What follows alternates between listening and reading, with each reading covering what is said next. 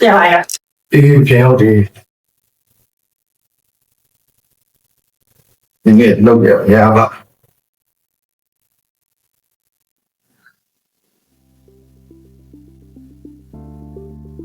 ဟဲ့ကူ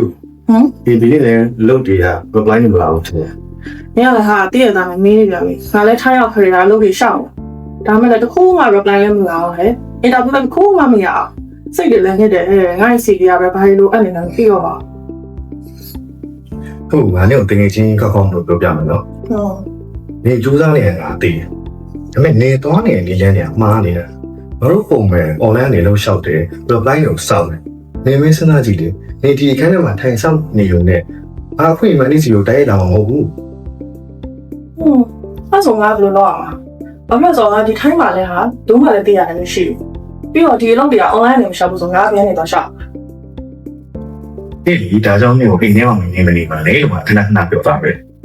မှာပါမတွေ့တာကိုရှိနေတယ်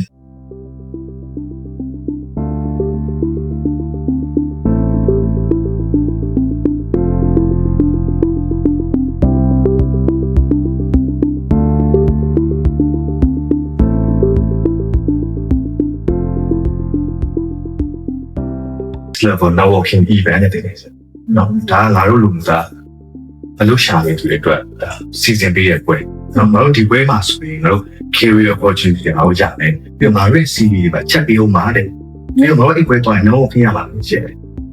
အဲ့ဆိုတော့မိုက်တာ။ဘယ်ရကြတော့မမလို့ ။အဆုတ်တောင်းပေးကြတယ် ။ဟုတ်အဲ့ဆိုငါ့ရဲ့နေပြီးပဲ။ ငါလည်းအပြင်မထွက်ရတာကြာပြီဆိုတော့တစ်ခါရဲ့အပြင်သွားလို့ရပြီ ။ဟောင်းနေတကယ်ကျဲ။ဆိုတော့ငါပြောချင်တာကွာ။အောင်မြင်မှုဆိုတာကွာတကယ်ပါ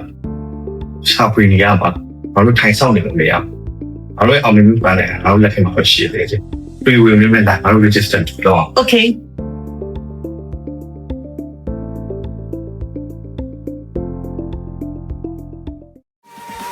Next level network.